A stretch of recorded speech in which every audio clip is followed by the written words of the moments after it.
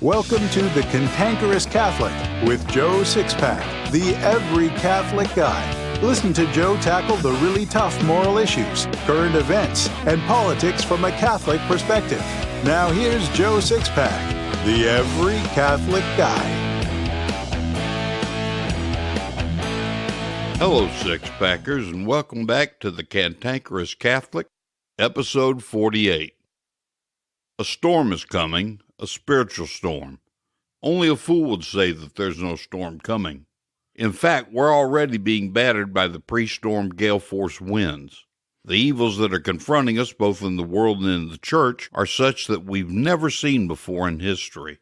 One way I've been made aware a storm is coming is by watching the way God is rallying his troops in the things I'm personally involved with. As of today, my listening audience has grown by 306% in the last 28 days without me doing anything to promote the Cantankerous Catholic. Over the last 2 months, people signing up for the JoeSixpackAnswers.com email list has quadrupled, again, without me doing anything to promote it. My Sunday bulletin insert subscriptions have dramatically increased without any sales and marketing effort on my part.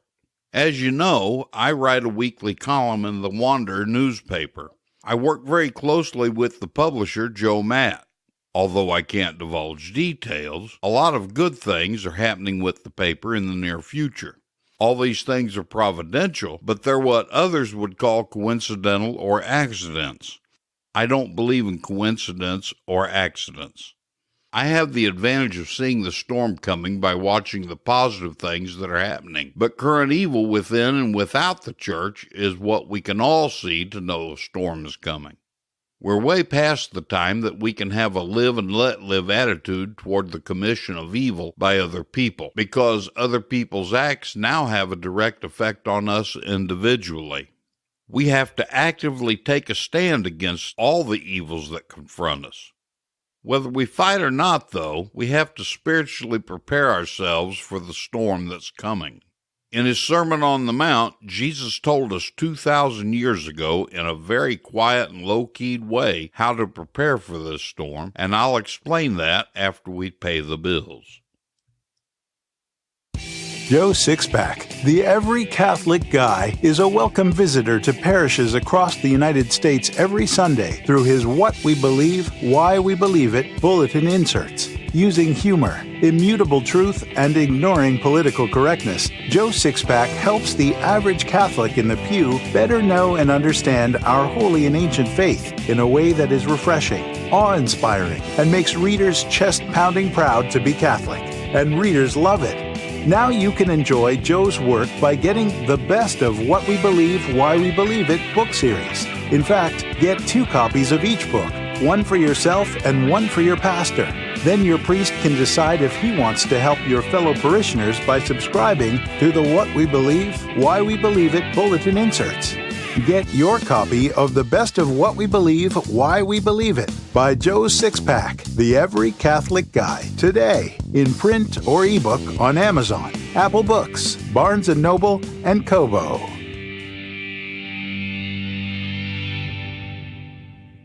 There's only one way to survive the coming storm, and that's to become spiritually prepared. We need to learn the faith well, of course, but we have to prepare spiritually above all else. Before that can be done, we first have to overcome 2 debilitating factors. The first thing we have to overcome is lying to ourselves or putting our heads into the sand by refusing to accept that things are all that bad. You've heard about putting a frog in a pot of water and bringing it to a boil, right? The frog won't even notice the water is getting hot until it's too late and he's boiled to death. That's what's happening to us. As the evils in the world and the church became hotter, we just accepted the changes like the frog accepts the heating water. But now the water is near boiling and we're about to be cooked alive. It's time to wake up to that reality. The other thing we have to overcome is our apathy.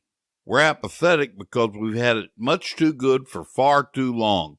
Even as we went through the worst economic recession since the Great Depression under the Obama administration, the poorest among us still lived better than the most of the rest of the world. So the reason we're apathetic is because we haven't really had to suffer. Change in people, that is, displacing apathy, ordinarily comes from suffering. For example, you may know you have a tooth that needs repair, but you don't do anything about it until you get a toothache. Your apathy toward the tooth suddenly becomes a deep concern. So we have to overcome our apathy with a dose of reality. The reality is that a storm's coming, and very few of us have even begun to dig our storm cellars.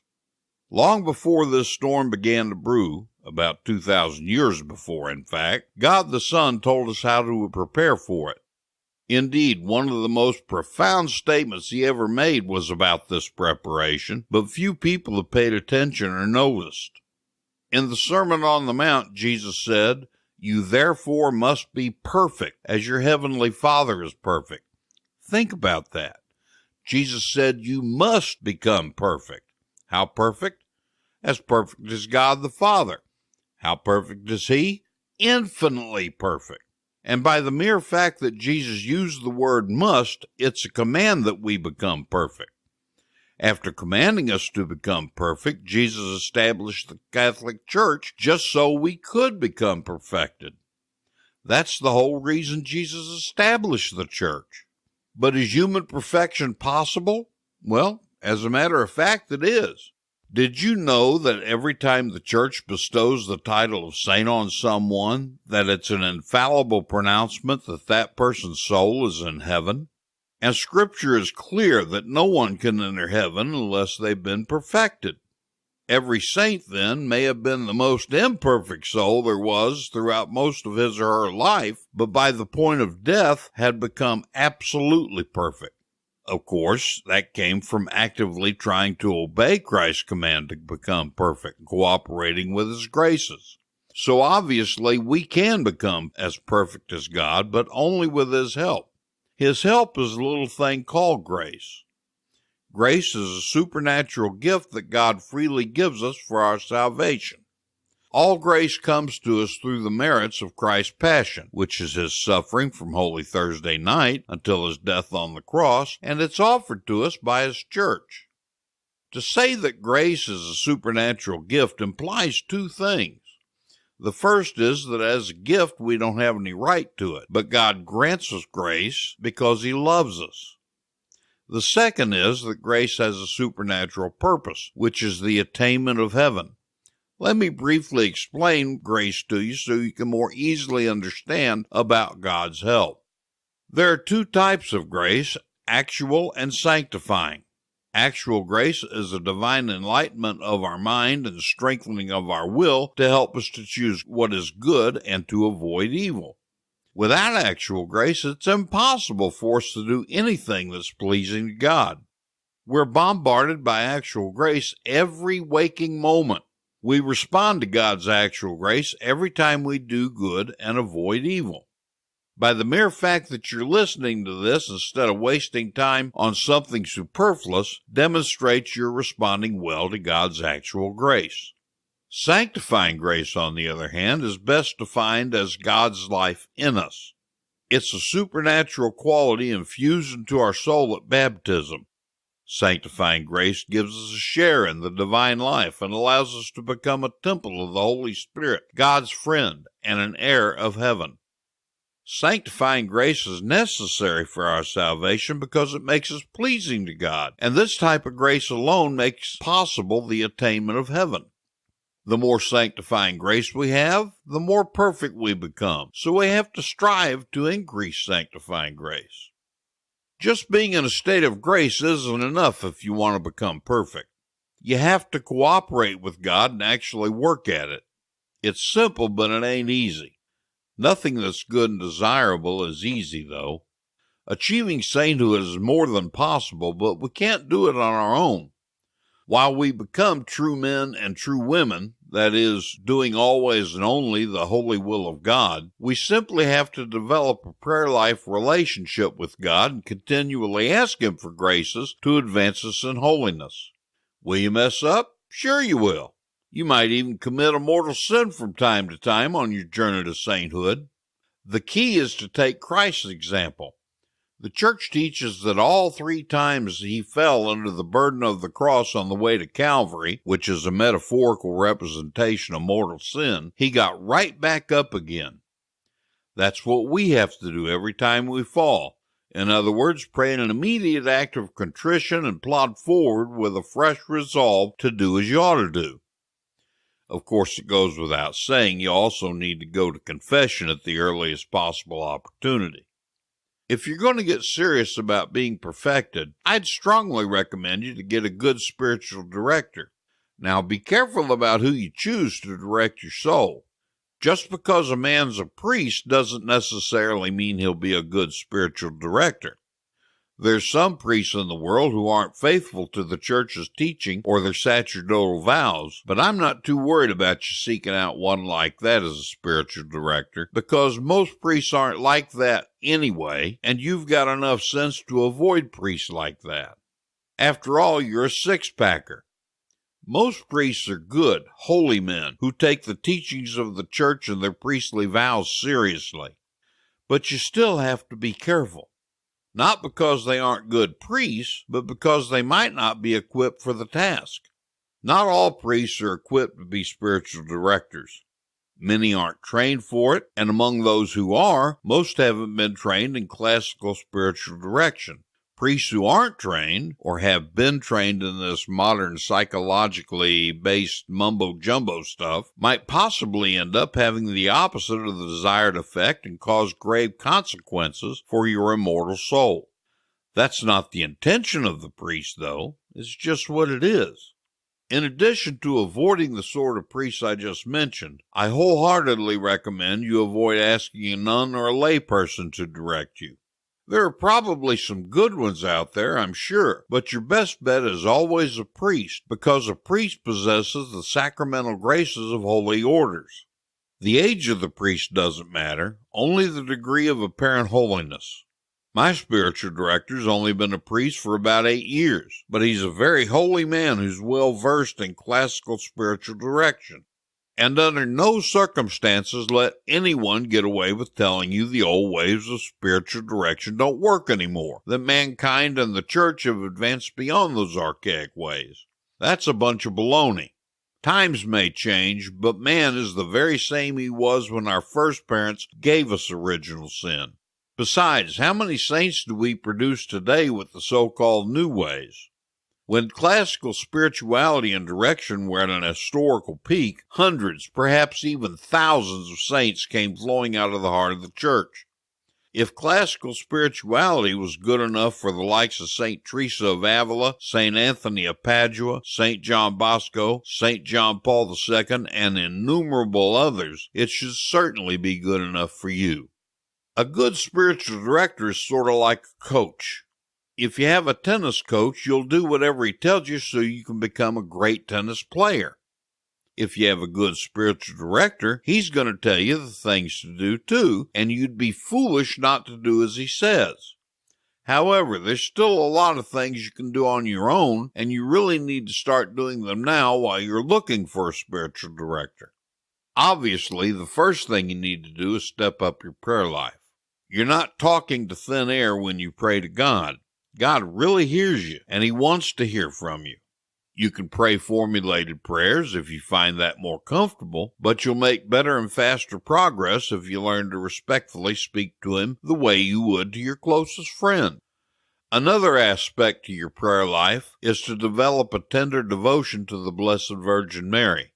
At the wedding feast of Cana, where Jesus turned the water into wine, Mary told the servants, "Do whatever he tells you."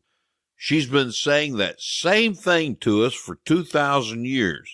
If you pay attention to the messages of Fatima, Lourdes, and other approved apparitions, you'll realize that's what she's saying to us in all of them. Do whatever he tells you. Finally, develop a relationship with your guardian angel. You probably won't believe me about this until you try it for yourselves, but you can actually develop a relationship with your guardian angel to the point that you can actually begin carrying on conversations with him. I'm serious. You'll be able to speak to your angel and hear him when he responds. Some blessed souls in history have even been favored with the ability to see their angel. Everyone has a guardian angel. God assigned you this angel when you were conceived in your mother's womb. Your guardian angel will remain with you throughout this life, and he'll be your servant in heaven forever in the next life. Wouldn't it be embarrassing to one day get to heaven and have your guardian angel introduce himself, followed by the accusatory question, "Why didn't you ever speak to me? Why did you ignore me all your life when I've been with you since your conception?" That wouldn't be very comfortable. It'd be one of those look at your shoes moments. I can explain to you how to avoid this embarrassing situation and learn how to carry on a conversation with your guardian angel if you just contact me. I'll be happy to help, but I highly recommend instead that you learn how to do this from the very source where I learned it. That would be from the book The World and Work of the Holy Angels by Father Robert J. Fox. Father's been gone now for at least a decade, but he was a personal friend of mine. You can trust me when I tell you he knew what he was talking about. And this book will teach you more about angels than you can ever imagine. I'll put a link to the book in my show notes for you. Speaking of reading, another thing you need to begin doing right now is to read the Bible. Catholics are notorious for not reading the Bible, but a whole new world is going to open up for you if you begin reading it daily. You don't have to read a lot every day. 15 minutes a day will do the trick. Begin with the Gospels. For now, you can skip the so-and-so begat so-and-so stuff. Just don't skip anything else. After you've read all 4 Gospels, read the rest of the New Testament. You'll figure out what to do from there. I recommend that you read the Revised Standard Version, Catholic Edition. It's the most accurate English version of the Bible available.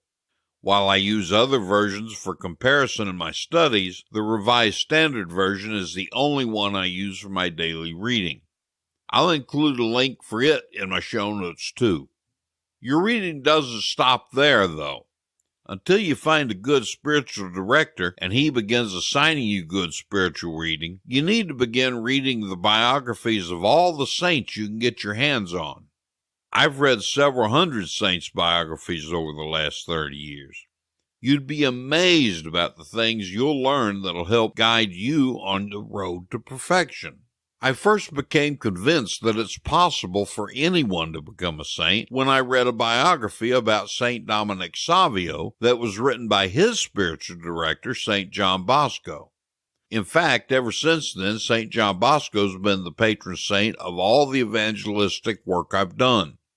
If a tornado's coming to your area, which would you rather be in, a mobile home or a storm cellar? Well, the storm cellar, of course, because a tornado will kill you and demolish the mobile home you're in. Sixpackers, the storm's coming. Right now, most of you are living in the mobile home. It's time to build the storm cellar. Time to try to become a saint. Learn things about the Catholic faith you never knew in Joe Sixpack's Secrets of the Catholic Faith. There are many essentials to our holy and ancient faith that few modern Catholics know. Those essentials have become, well, secrets, hence the title Secrets of the Catholic Faith. Joe Sixpack, the every Catholic guy, is always exciting, never boring, and completely politically incorrect. He never shies away from the so-called untouchable moral issues. With his use of humor and directness, readers and students can never get enough of what he teaches. According to Joe, there isn't one single teaching of the Catholic Church that can't be completely demonstrated to an inquiring mind. Everything can be demonstrated. But the Catholic laity aren't being taught these things. They're being fed pablum when they need and want meat. Secrets of the Catholic Faith is actually exciting, and it will make any Catholic's chest swell with pride. So get your copy of Secrets of the Catholic Faith by Joe Sixpack, the Every Catholic Guide, today in print or ebook on Amazon, Apple Books, Barnes & Noble, and Kobo. Joe Sixpack, the Every Catholic Guy, wants to make sure you're informed about all the Catholic news you need to know. Here's Joe Sixpack's top 5 Catholic news picks for this episode. Catholic news pick number 5. Hats off to Catholic News Agency. A Catholic youth group decided to take a page from the 1989 film Dead Poets Society. They gather by candlelight and read from the great books like in the movie, but their focus is on Catholic theology, and they also pray for the holy souls in purgatory. They call themselves the Dead Theologians Society. You can read the whole story by clicking the link in my show notes. Catholic News Pick number 4. Hats off to the National Catholic Register. The Archdiocese of Indianapolis defended its decision not to renew the contract of a school employee who publicly defended the same-sex marriages of 2 former colleagues. Kelly Fisher, who had worked as a social worker at Roncalli High School for 15 years, lost her job last spring after she publicly defended guidance counselors Shelley Fitzgerald and Lynn Starkey, 2 former guidance counselors who were dismissed last academic year for being in a same-sex marriage. You can read the whole story by clicking the link in my show notes. Catholic News Pick number 3. Hats off to LifeSite News. Despite heavy turnout from parents opposed to the plan, the Austin, Texas Independent School District voted to approve a sex education curriculum that calls for teaching children as early as 3rd grade how to engage in sodomy and put on condoms. Texas? Really? Well, the loony left always gravitates to state capitals. You can read the whole story by clicking the link in my show notes. Catholic News Pick number 2. Hats off to the Daily Wire. The Kentucky Supreme Court ruled 6-0 that a print shop owner does not have to print messages that violate his deeply held religious beliefs. In 2012, Blaine Adamson politely declined a request to print shirts for the Lexington Gay Pride Festival and referred the Gay and Lesbian Services Organization to another printer willing to print the shirts. The GLSO filed a complaint against Adamson's business. You can read the whole story by clicking the link in my show notes. Catholic News Pick number 1. Hats off to the Washington Examiner. House Republicans have introduced legislation that would require the burial or cremation of babies after abortions, a response to the discovery of thousands of fetal remains in the garage and car of an abortion doctor. You can read the whole story by clicking the link in my show notes. Warning to snowflakes. If he thinks it, he says it. It's time now for Joe Sixpack's Common Sense Catholic Commentary. It's that time of year again when children want to tell Santa their Christmas gift dreams. There are company Christmas parties. We have intimate gatherings of family and friends, and we embark on chronically frustrating Christmas shopping.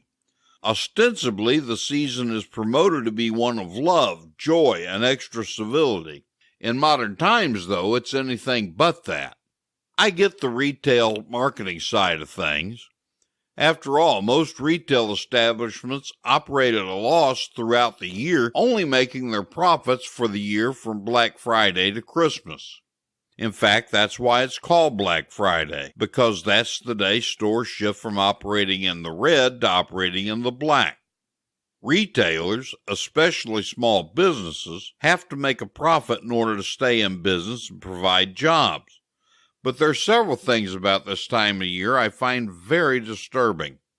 So far as retail business is concerned, the president of Hobby Lobby, Steve Green, says his company prioritizes its employees' families over the business itself. Hobby Lobby isn't doing like other retailers. They're not expanding their hours, and they remain closed on Thanksgiving, so their employees could enjoy the time off to be with their families. I think all American retailers could learn a thing or two from Hobby Lobby. Business isn't the only thing I'm thinking about. I'm also thinking about Catholics and how the Church expects us to view and live during this season. I especially want you six-packers to understand this because you're the cream of the Catholic crop. It's Advent season, not Christmas season. Of course you know that, but based on my experience, I seriously doubt most of you know what that really means. Did you know that Advent isn't a season of celebration, but a season of penance like Lent? Oh, it's not as strict as the Lenten season, but Advent is penitential season nonetheless.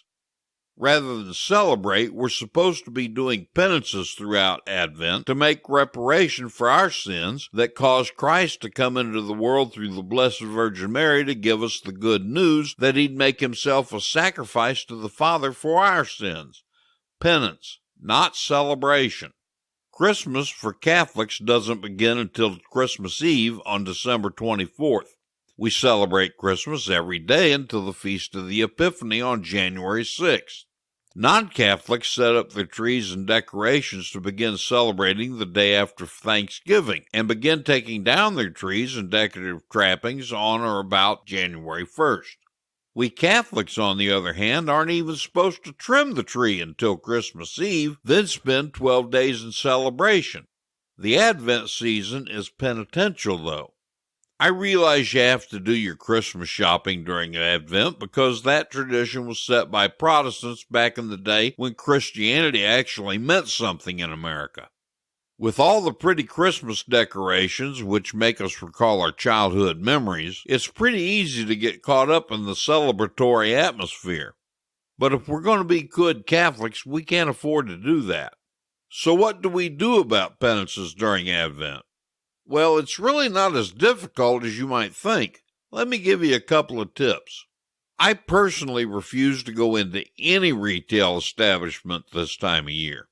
The reason is that I can't stand to see the way ordinarily decent and courteous people turn into savages, especially when two or more of them are after the same coveted item. Christmas shopping sales seem to be a drug that causes ordinary people to prostitute their human dignity and sense of humanity for $1. So any shopping I have to do is always done online. But what do you do as a Catholic if you don't want to do your shopping that way? Here's what I do. Before leaving the house to go shopping, you take a few moments to pray to the Holy Spirit, asking him to grant you calm and to remind you of the example you have to give as a Catholic when you're tempted to succumb to the materialistic greed those around you are displaying. When you're out shopping, every time someone does something rude or offensive, just defer to them when at all possible. In other words, answer unruly behavior with patience, calm, and love. So what if someone gets the last of a particular item you wanted to buy? Well, they won't be putting that item into a U-Haul trailer and pull it behind the hearse when you die, so it's not that important. And remember to offer up your response to the bad behavior as a penitential sacrifice to God in reparation for your sins and the sins of the world. This is the time of year when there are seemingly endless social and work gatherings. All those events have an unlimited supply of cookies, cakes, pies, and candy. Is it any wonder we all put on weight this time of year? Apart from the weight gain, these goodies aren't exactly conducive to penitential behavior on our part. If you're a truly heroic person teetering on the edge of sainthood, you might be able to deny yourself the goodies and just offer up your sacrifice. That'd be an ideal penance. Unfortunately, most of us aren't that heroic. I know I'm not. So what do? Let's say someone offers you a glass of eggnog and a big piece of red velvet cake. You live all year yearning for these very two delights, but only get the opportunity to have them at this time of year. Then you remember that Advent is penitential, and indulging in these treats aren't exactly in keeping with the penitential spirit. Can you have them? Sure you can.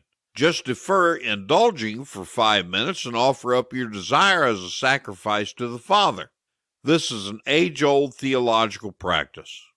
I'm not advocating you be a stick in the mud and not enjoy things typically available this time of year. I'm just saying this is a penitential season, so you should do these little penances so as to live as a good Catholic should. Oh, and remember, practice moderation in all things. Can you see yourself making converts? Very few books have ever been written to teach the mechanics of practical Catholic evangelization, something all Catholics are obliged to do. Of the books available, none teach you a step-by-step method for actually cultivating an inquirer, then taking that inquirer all the way to the baptismal font. Until now, nobody is more qualified to teach Catholic evangelization than Joe Sixpack, the Every Catholic Guy. Joe Sixpack has made hundreds of converts since 1988 in small group and one-on-one venues, and 84 of them are his adult godchildren. Consequently, Joe Sixpack, the Every Catholic Guy, is a virtual treasure trove of how-to resources for evangelization. In the Lay Evangelist's Handbook, Joe Sixpack will show you how to become one of God's rock stars of evangelization, what the two primary obligations are for all Catholics that most people don't know, how to begin the journey to becoming a saint, the actual mechanics of productive evangelization, the dangers of nice Catholicism, how to hear God laugh, what to do step by step to win over a convert, and much, much more. Get your copy of the Lay Evangelist's Handbook by Joe Sixpack, the Every Catholic Guy, today in print or ebook on Amazon, Apple Books, Barnes & Noble, and Kobo.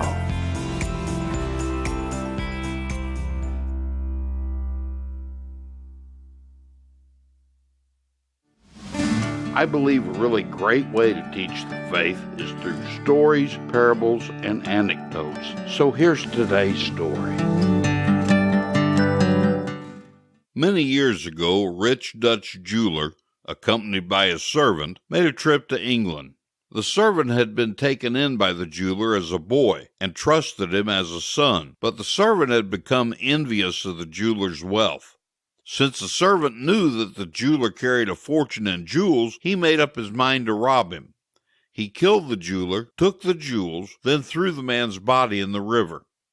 The murderer settled in a small English town and opened a store. At first he kept the business small to avoid arousing suspicions. Gradually the business grew and he appeared to acquire his wealth naturally. He was a highly respected citizen of the town and eventually became its mayor. Part of his duty as mayor was to preside as the judge in a court. One day a servant was brought before him charged with murdering his master. The jury brought in a guilty verdict. Everyone waited to hear the mayor pronounce sentence. The mayor sat in his chair trembling and pale.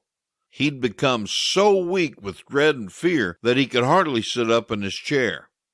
The people thought he'd been taken ill, but he suddenly got up, stood next to the murderer, and said, "Gentlemen of the jury, God is a just judge. I'm a greater criminal than this man. 30 years ago I murdered my master and benefactor, who'd lifted me up from the dust and who treated me as a son. My hour has come. Fear has always tormented me, and my guilt has weighed on my conscience.